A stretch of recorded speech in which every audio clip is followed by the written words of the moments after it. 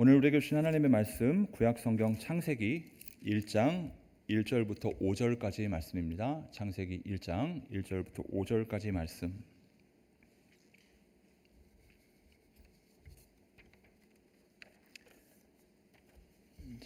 우리가 잘 알고 있기도 하고요. 또 짧으니만큼 우리 합독하겠습니다. 자, 시작.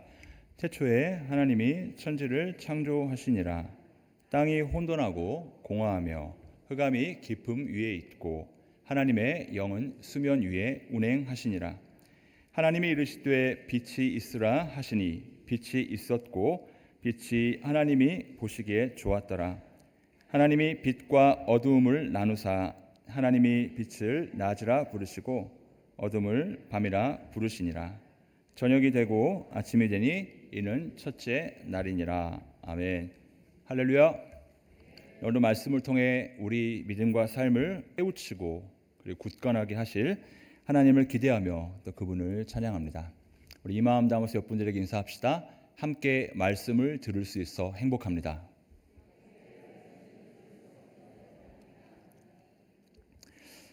여러분, 다른 생물들과 달리 인간만이 가지고 있는 특별한 능력이 있습니다.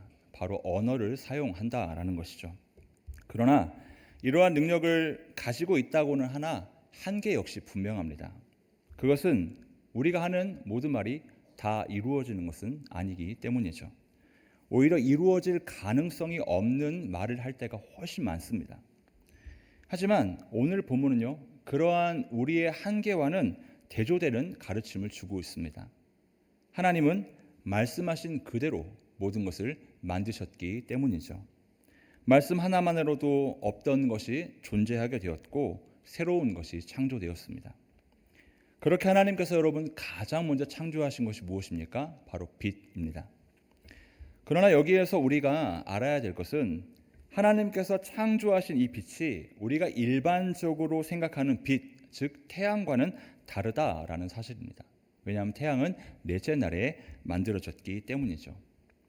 그렇다면 하나님께서 가장 먼저 빛을 창조하신 이유는 무엇이며 또한 그것은 어떤 의미라고 할 수 있을까요? 우선 빛의 이 정의와 개념부터 여러분 정리해 봅시다. 사실 과학자들 사이에서도 빛이 정확히 무엇인지에 대해서는 의견이 분분합니다. 파동이라고 하는 사람도 있고요, 혹은 입자라고 하는 사람도 있습니다. 그만큼 복잡하고 신비롭다는 의미겠죠. 하지만 빛을 에너지의 근원이다라고 보는 것에 대해서는 대체로 의견을 같이 합니다. 따라서 빛은 과학자들의 의견에 따르면 모든 형태를 활성화시키는 근본적인 에너지다라고 할 수 있는 것이죠. 그러니 우리가 인식하고 또한 인지하고 있는 것보다 이 빛이라는 건 훨씬 더 본질적인 의미를 가지고 있고 훨씬 더 광범위합니다. 예를 들어 볼까요? 여러분, 우리가 소위 눈으로 보는 빛이라고 인지하는 것은 가시광선입니다. 그것은 7가지 색깔을 가지고 있어요. 우리가 무지개로 알고 있는 그것이 바로 가시광선이죠. 그러나 보통 이 7가지의 광선은요, 한꺼번에 비춰집니다. 그 결과 일반적으로 우리가 빛으로 알고 있는 이 백색광이 되어버리죠. 그래서 무지개를 보는 것조차 사실 쉽지 않습니다.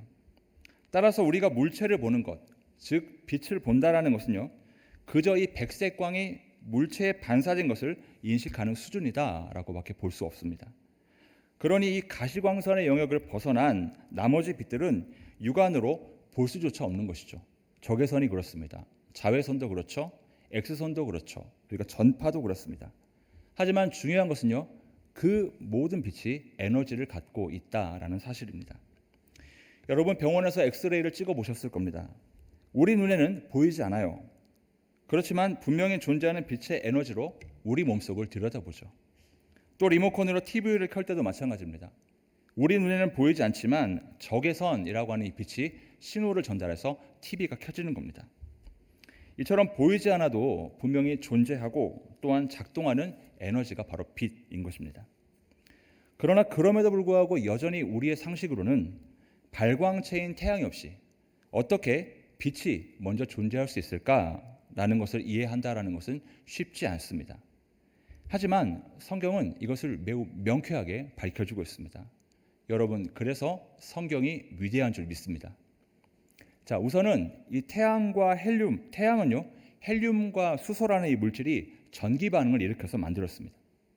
그러나 앞서 말씀드린 것처럼 만약 근원적인 에너지가 없다면 이 헬륨과 수소가 결합하거나 작용할 수가 없겠죠. 성경은 바로 이와 같은 과학적인 접근을 뒷받침하고 있습니다. 자, 오늘 본문에 등장한 3절의 빛, 이 구약 성경의 원어인 히브리어는 오르라고 하는데요. 이것은 최초의 빛을 의미합니다. 그리고 15절부터 16절에 사용된 넷째 날에 창조된 광명체라는 것은요, 마우르인데 이것은 영어로 라이트 기버, 다시 말해 이러한 빛을 표현하는 장치를 뜻하기 때문입니다. 즉 하나님께서 첫째 날에 에너지의 근본인 빛을 만드셨고, 그리고 넷째 날에는 그러한 에너지를 발광시키는 장치인 태양과 별들을 만드셨다라는 것이죠. 그리고 성경에 나오는 작은 이 광명체인 달은요, 논해를 번 외입니다. 왜냐하면 달은 빛을 내는 것이 아니라 태양빛을 반사하기 때문이죠. 쉽게 예를 들어 봅시다. 여러분, 전구에 불이 들어오면 주변이 환해집니다. 그렇다면 전구가 먼저일까요? 전기가 먼저일까요? 무슨 소리 하나 그런 표정으로 보시는데 당연히 전기가 먼저입니다. 그렇죠. 전구는 전기를 받아들여서 발광을 하기, 발음 잘해야 되겠네요. 전구는 이 전기를 받아들여 빛을 내기 때문입니다. 따라서 하나님께서 첫째 날 창조하신 빛은 마치 전구를 빛나게 하는 동력인 전기처럼 넷째 날 창조하신 태양과 그리고 별들을 존재하게 만드는 근원적인 에너지라 할 수 있는 것이죠. 그리고 이것은 성경 속의 사건을 통해서도 증명이 됩니다. 우리가 출애굽기 10장 말씀, 특별히 23절 말씀을 여러분 한번 보시겠어요? 그동안은 사람들이 서로 볼 수 없으며 자기 처소에서 일어나는 자가 없으되 온 이스라엘 자손들이 거주하는 곳에는 빛이 있었더라. 자, 여러분 지금 이 상황이 어떤 상황이죠?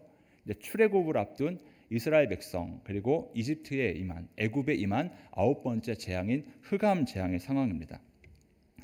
자, 흑암 재앙이 임할 때 태양이 며칠 동안 애굽을 비추지 않았습니다. 이로 인해 수많은 애굽의 사람들이 어려움을 겪거나 죽음을 면치 못했죠.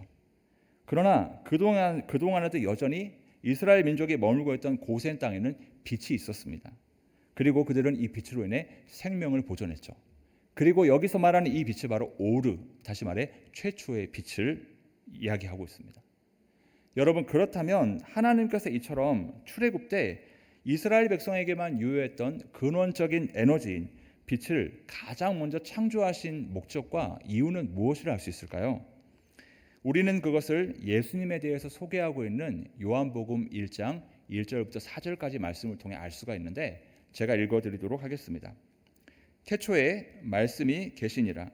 이 말씀이 하나님과 함께 계셨으니 이 말씀은 곧 하나님이시라. 그가 태초에 하나님과 함께 계셨고 만물이 그로 말미암아 지은 바 되었으니 지은 것이 하나도 그가 없이는 된 것이 없느니라.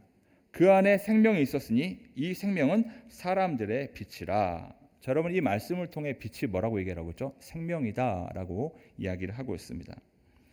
여러분, 우리 지구가 지금처럼 모든 생명체가 살아갈 수 있는 유일무이한 장소가 될 수 있었던 이유에는 여러 가지 적합한 조건들이 있어야 됩니다.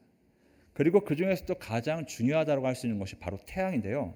우리가 소위 과학적인 언어로는 골디락스 존이라고 하는데 이 골디락스 존이 뭐냐면 태양이 현재 우리가 살고 있는 지구의 위치로부터 조금이라도 멀어지거나 혹은 더 가까워지거나 혹은 아예 사라지게 된다면 생명체가 절대 존재할 수 없다라는 것을 말해요.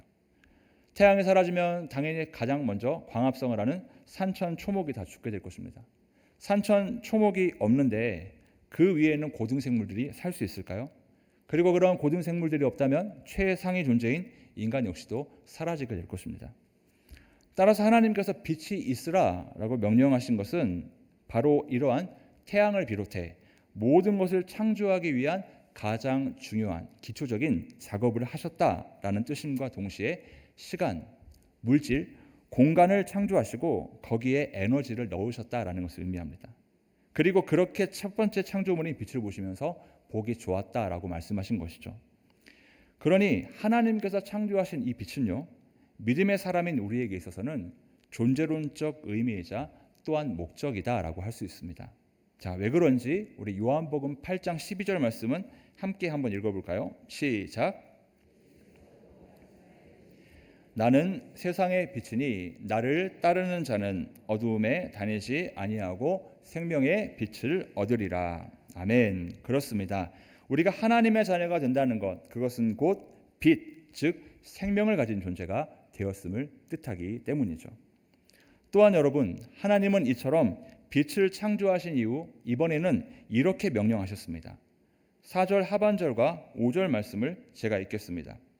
하나님이 빛과 어두움을 나누사 하나님이 빛을 낮이라 부르시고 어둠을 밤이라 부르시니라. 저녁이 되고 아침이 되니 이는 첫째 날이니라. 자, 여러분, 여기서 빛과 어두움을 나누었고 그 이름을 낮과 밤이라고 칭하셨다라고 기록되어 있습니다. 그렇다면 이렇게 하신 이유는 또 뭘까요? 자, 여기에서 사용된 나누다라는 히브리어는 와이아 부델인데 원형은 바달입니다. 이 바달은 분리하다, 구별하다라는 뜻을 가지고 있어요. 따라서 빛과 어두움을 나누셨다라는 것은 어떤 엉켜 있거나 섞여 있던 것을 풀어냈다라는 게 아니라 처음부터 아예 분리하셨다라는 것을 의미합니다. 태초부터 빛과 어두움이 절대로 공존할 수 없다라는 의미를 가지고 있는 것이죠. 이처럼 우리는 빛이 있으라 명령하신 하나님, 그리고 그것이 과연 어떤 의미인지를 좀 생각해 보았는데요. 그러면 결국은 how to, 그럼 이 말씀이 과연 우리 믿음과 삶에는 어떻게 적용되어야 될 것인가가 궁금합니다. 오늘 본문은 우리에게 그것을 세 가지를 알려주고 있는데요. 첫 번째 깨달음은 바로 우리가 빛이 있으라라고 명령하신 하나님, 그것을 우리 믿음과 삶에 적용하기 위해서는 우리가 매 순간 하나님을 떠나 살 수 없는 존재다라는 것을 인식하고 인정해야 된다는 겁니다. 매 순간 하나님을 떠나서는 살 수 없는 존재라는 것을 인식하고 인정하는 것입니다. 왜 그렇습니까? 여러분, 정전을 경험해 보신 적이 있을 겁니다. 요즘은 참 기술이 좋아져서인지 정전이라는 경우가 드물죠. 하지만 정전이 되면 어떻습니까? 냉장고가 멈추고 핸드폰 충전이 안 되고 엘리베이터가 서고 보일러도 작동하지 않습니다. 그뿐입니까? 당장 이 밤 우리가 예배를 드리는 것도 쉽지 않을 것입니다. 불도 안 나오고, 그죠? 이 마이크도 안 될 것 아닙니까? 그리고 이처럼 정전이 될 때 비로소 우리가 무엇을 깨닫습니까? 바로 전기가 없다면 하루를 버티는 것도 쉽지 않다라는 것입니다. 결국 우리 삶의 모든 것이 이 전기와도 같은 보이지 않는 에너지에 달려 있다라고 보아도 무방하죠. 마찬가지로 하나님께서 가장 먼저 창조하신 이 근원적인 에너지인 빛이 없다라면 우리의 모든 것들은 여러분 멈춰버리고 말 것입니다. 우리가 숨쉬는 것, 우리가 생각하는 것, 움직이는 것, 사랑하는 것, 일하는 것 등 사실 이 모든 것들은 누구로부터? 하나님께로부터 나오는 생명 에너지가 있기 때문에 가능한 것들입니다. 여러분, 혹시 요즘 삶이 좀 무기력하십니까? 의욕이 없으십니까? 살아있는데 살아있는 것 같지 않은 공허함이 여러분의 마음을, 여러분의 삶을 엄습하고 있지는 않습니까? 그렇다면 이 시간 다시 한번 하나님과의 관계를 재조명해 볼 수 있기를 소원합니다. 전구를 아무리 좋은 곳으로 바꿔도 전기가 없으면 소용없습니다. 마찬가지, 우리가 아무리 좋은 환경, 좋은 조건, 좋은 상황을 만들어도 하나님과의 관계가 온전하지 않으면 아무것도 의미가 없습니다. 그러니 이제는 우리가 어떠한 상황과 환경에도 하나님의 존재를 인정하고 인식함으로써 하나님께서 주시는 그 빛의 자녀로 살아갈 수 있기를 주님의 이름으로 소원합니다. 두 번째는 영적인 무지에 빠지지 않도록 깨어 있어야 한다라는 것입니다. 왜 그렇습니까? 여러분, 앞서 말씀드린 것처럼 하나님께서 만드신 빛은요, 섞여 있는 것을 풀어내는 것이 아니라고 말씀드렸습니다. 마치 A or B, A이거나 B, 즉 분명하게 나눈 것이기 때문이에요. 따라서 빛이 아닌 모든 것은 결국 어두움일 뿐입니다. 안타깝게도 많은 사람들은 이 흑백 논리를 싫어해요. 그래서 변증법이라는 새로운 논리를 만들어내죠. A와 B가 대립 관계라면 굳이 그 둘을 나눌 것이 아니라 그것을 조화시켜서 새로운 C를 만들면 되지 않느냐라는 겁니다. 그래서 빛과 어두움 사이에서 선택하는 것이 아니라 어중간한 중립지대에 있는 것을 교묘히 조장하고 그것을 미화한다라는 거예요. 하지만 여러분, 하나님은 분명 빛과 어두움을 분리시키셨습니다. 이는 태초부터 그렇게 하신 것으로 이 둘은 절대로 공존할 수 없고, 따라서 우리 믿음과 삶 역시도 그 중간 소위 회색지대라는 것은 없다라는 것을 기억해야 됩니다. 우리가 신앙생활하다 보면 그런 경우 참 많죠. 세상에도 반절, 또 하나님께도 반절, 그렇게 양다리를 걸칩니다.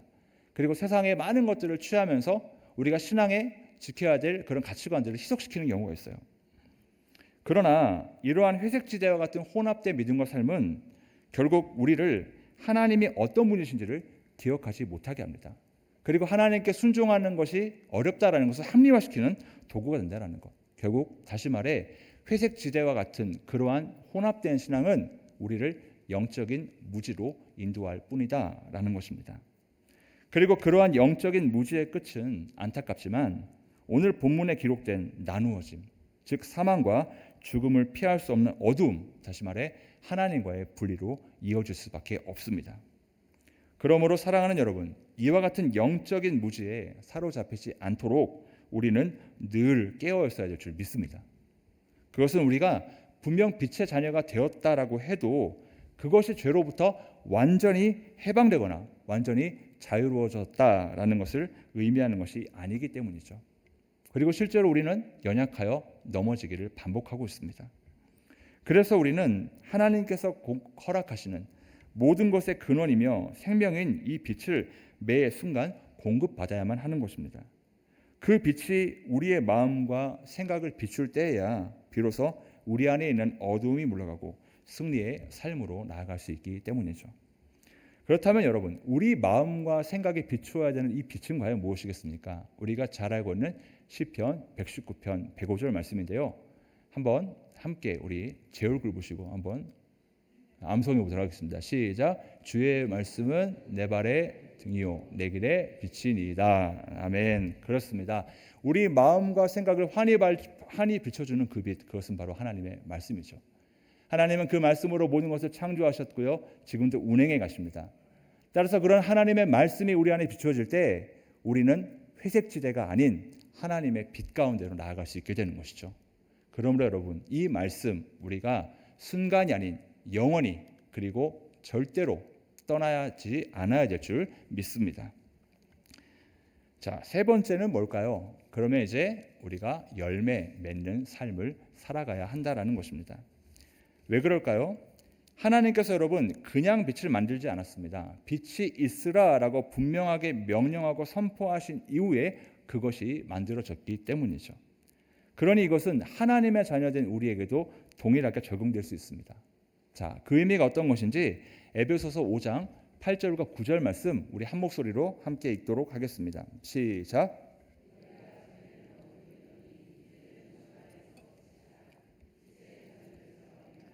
빛의 열매는 모든 착함과 의로움과 진실함에 있느니라. 아멘. 자, 이 말씀처럼 하나님께서는 죄와 사망의 권세로 인해 죽을 수밖에 없는 우리를 어두움이 아닌 어디로 빛의 자녀로 부르셨습니다.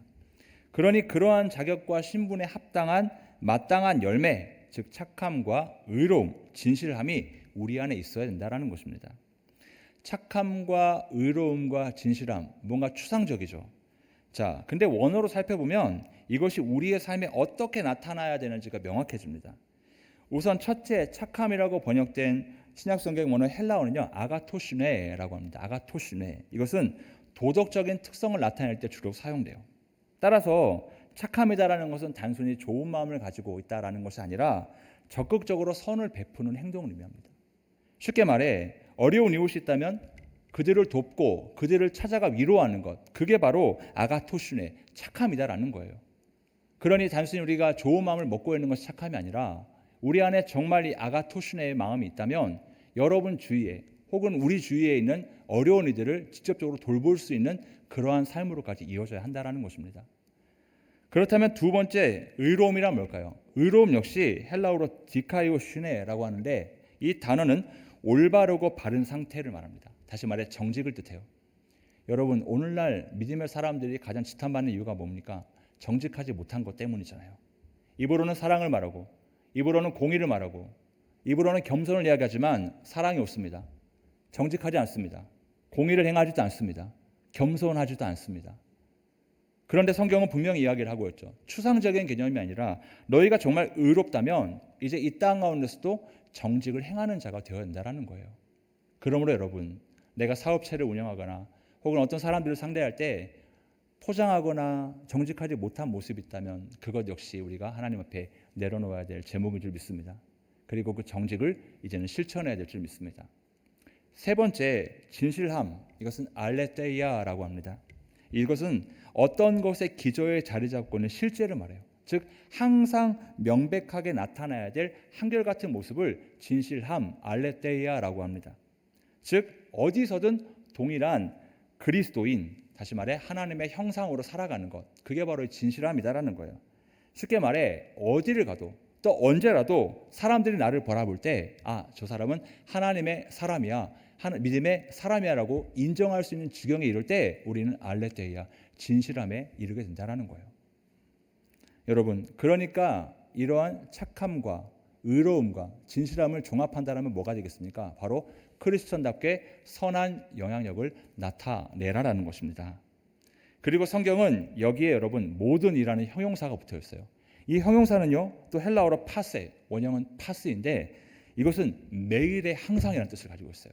즉 우리가 보여야 될 착함과 의로움과 진실함이 단회적이거나 일시적이어서는 안 되고 매 순간 매일의 삶에서 반복되어야 된다는 겁니다. 그러니 내가 믿음 가질 때 처음에는 진실했어, 정직했어라는 건 통용되지 않아요. 계속해서 그렇게 살아가야 한다는 것입니다. 그러면 이 말씀에 비추어 볼 때 과연 우리 믿음과 삶은 어디에 자리 잡고 있을까요? 과연 하나님께서 말씀을 통해 주신 것처럼 선을 베풀고 있을까요? 정직할까요? 진실할까요? 여러분, 부끄럽게도 이 앞에 서 있는 저도요, 이 말씀을 묵상하면서 얼마나 찔렸는지 모릅니다. 추상적으로 그래 나는 믿음의 사람답게 착하지, 또 의로움도 있지, 진실하지라고 생각했지만 이 원어의 마음이 제 마음을 후벼 팠습니다. 정말 사랑을 이야기하고 공의를 이야기하고 정직을 이야기하지만 순간순간 그것들을 다른 사람들에게만 적용하고 저에게 적용하지 못하는 모습을 봤어요. 그러니 내 안에는 기쁨이 없죠. 부끄러움만 있죠. 죄송함만 있는 것이죠. 그러므로 여러분, 만약 저처럼 이 질문에 자신이 없다면 이제는 빛의 자녀로 부름받은 사람들답게 더 이상 빛을 받기만 하는 그런 수동적인 삶에서 벗어날 수 있기를 소원합니다. 더불어 우리 삶의 모든 자리에서 빛을 비추어 열매를 맺는 능동적이며 적극적인 믿음과 삶으로 나아갈 수 있기를 소원합니다. 이제 오늘 말씀을 정리하겠습니다. 여러분, 우리는 오늘 말씀한 것을 이루시는, 창조하고 다스리시는 하나님을 보았습니다. 그리고 그런 하나님께서 가장 첫 번째 만드신 빛이 어떤 의미인지를 생각해 볼 수 있었습니다. 이 빛은 모든 것의 근원이고 생명이며 그리고 에너지를 뜻합니다. 그래서 우리는 이 빛으로 인해 살아가고 있고요. 반대로 하나님께서 주신 이 빛이 없다면 우리는 무의미한 존재일 뿐입니다. 그러므로 사랑하는 여러분, 빛의 자녀로 부르신 하나님께 감사할 수 있기를 소원합니다. 그리고 매 순간 그러한 빛이신 하나님의 주권을 인정하고 영적인 무지에 사로잡히지 않게 깨어 있을 수 있기를 소원합니다. 그리하여 착함과 의로움과 진실함의 열매를 맺는 믿음과 삶으로 나아가는 저 여러분의 삶이 되기를 주님의 이름으로 축원합니다.